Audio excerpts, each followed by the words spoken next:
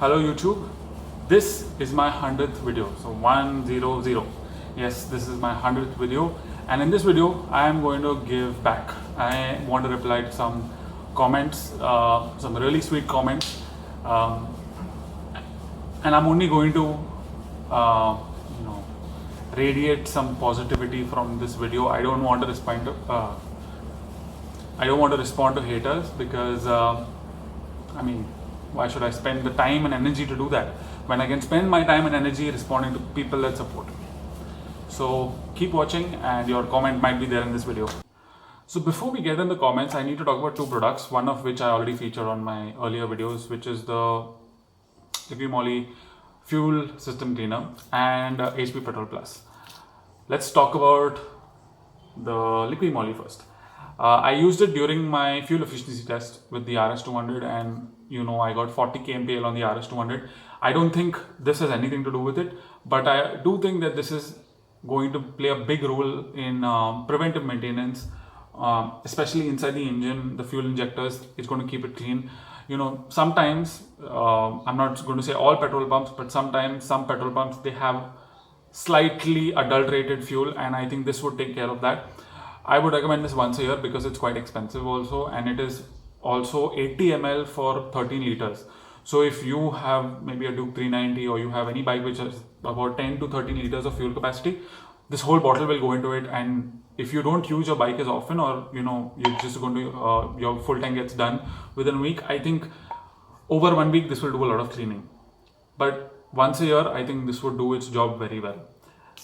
The remaining time, I think the HP Petrol Plus is what you can use. It costs you only 9 rupees. It's 5 ml sachet, goes in 5 liters of petrol.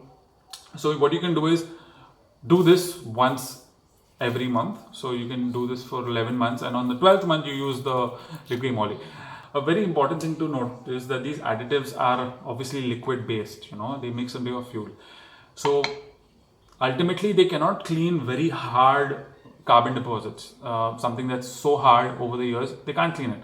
So using this on the LS at this point and then expecting results, it's not going to happen. So it's better to use it on a newer motorcycle and prevent it from happening. So these things can also prevent carbon deposits. It's not only removing carbon deposits that happens, it's also preventing. So I use it on the RS, and I plan on continuing using at least the HP Petrol Plus for 11 months, and then on the 12th month I'll use this again. So for this year this is already done, and for this month this is already done. So in the next month I'll use it again, just to prevent carbon deposits from happening, because carbon deposits are something that happen inside the engine, inside the injectors, and we don't really see that, so we don't know how dirty it is. So it's very important to at least have a peace of mind and that there is a product doing something inside the engine. Disclaimer: these brands do not pay me any money to say all of this stuff, and this is what I'm doing with my RS200. So you all can take this advice or leave the advice, but this is what I do with my RS100. This is what the products are supposed to do anyway. So now let's get to the best part, and the part I've been waiting to do for my 100th video for a while. I got some comments here that I want to reply to personally, because I like these comments, and some people ask for help choosing some motorcycles. So I am going to reply to these comments because I rather spend my energy on people like you all.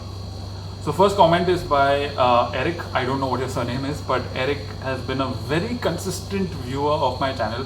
I don't know who you are, and maybe you have a pseudonym or something, but he put this comment on one of my videos saying that, Jeremy D'Souza, keep posting more. My feedback is probably best ignored.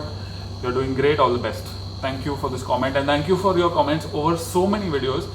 I have been seeing your name pop up for a while, and it's much appreciated, and keep supporting me, and I hope you continue to like my content in the future. The second comment that I wanted to pick out is my good friend Yash Thawani from school. We've spent many years in school together, then a few years in college, and we're still friends even today. He said on the video of the RS200 winglets, he said, good job with the disclaimer at the end. The internet is full of trolls, and yeah, I had to put that disclaimer, man, because I am an aviation geek as well, and even you are, and we know certain things, and you don't want to be called out for that. I mean, that would feel really shitty. So being a cave geek and being a motorcycle enthusiast, I think it was very important to say these things so that no one really can get back at you at that. And I've seen the internet is full of trolls. So the third comment, I really didn't know what to say to this comment, but I love it because a lot of other people have loved this comment. Is by Anurag Casey. He said, I love how this guy replies to every single comment. Yeah, man. I mean, I'm studying right now and I'm doing YouTube at the same time, so I have a lot of time. I try to respond to all comments, and if someone has questions about the products I use or what motorcycle, they have a reaction to a particular video, I'm more than happy to reply to them, except for haters. I mean, that's pretty negative and I don't like getting into that. So I hope, Anurag Casey, I hope you're watching this video. Thanks for this comment. I pinned it for a while, and I'm looking at this, it's got so many likes. So good on you, man. The next comment is by GamerStop. He says, Bhai, I'm 18 years old. I have zero knowledge about motorcycles, and can you suggest a bike under 1 lakh or near 1 lakh? So I had already replied to this comment, and I basically suggested the Honda Unicorn because it's extremely reliable, and you cannot go wrong buying that motorcycle, especially if you're using it for daily commutes, for office, for up and down, and you want a reliable motor, you cannot go wrong with that. The second bike that I shortlisted was the Pulsar 125, especially the normal, not the NS, the 125, especially because it was a downsized 150cc engine. It's very smooth, very practical, very fuel efficient, except for it doesn't have the top end power. So, and he wanted something in the 1 lakh range. So these are all bikes which come in that range. And they are ex-showroom prices. So the on-road, 87,000 ex-showroom on-road would be about 1 lakh. So the Pulsar 125 is pretty good, and little top end of the 1 lakh spectrum, or the exact 1 lakh, a little more than that, would be the Apache RTR 160, which I suggested. That's only because it's a very sporty motorcycle, and I don't know what kind of a motorcycle you're looking for, but I'm giving you a very practical and reliable option, then a very practical option and a sporty option, so you can pick anything. Do tell me what you pick. GamerStop, I hope you're watching this video too, and whatever motorcycle you pick, I bet it's going to be the motorcycle that is for you. You will take a decision from your heart and your head, and it should be a good one. The next comment is from my cousin brother, Craig Gonsalves. This is from the KTM 390 video that I made. He basically said that I didn't speak about the quick shifter and the auto blipper, but so at that time, actually the bike was under the 500 kilometer embargo that we motorcycles call it. So you can't take it above a certain RPM, and certain features are locked. And to be honest, I didn't know anything about the auto blipper and the quick shifter. I did not know. So since then, I've been doing a lot of research on it and where it's used, the origins of it, where did the technology come from, and how is it supposed to be used.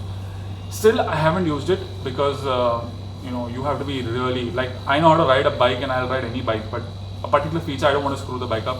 So yes, I will definitely make a video on that feature, but as and when I learn to use that feature. So Craig, I hope you're watching this video. He's another regular viewer, so I know he's watching this video. So that video needs to come up soon.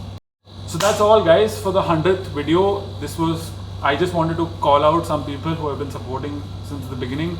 There are many more people actually who have been supporting. There are many people who have featured in videos. There are many people who have given me their bike for test rides and all.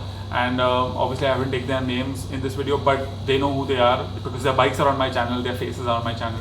So they've been there, and I'm not going to forget these people. I'm very grateful that these people were there and they got featured on my channel. This is my 100th video that I have shot, edited, put out, responding to comments. It's a lot of work, and I'm glad that you all have been supporting the channel for that long. This is all for this video, and I will see you all in the next one. This is my 100th video, so it would be great to see 100 likes on this video. Thanks for watching. I will see you in the next one, whenever that is. Take care.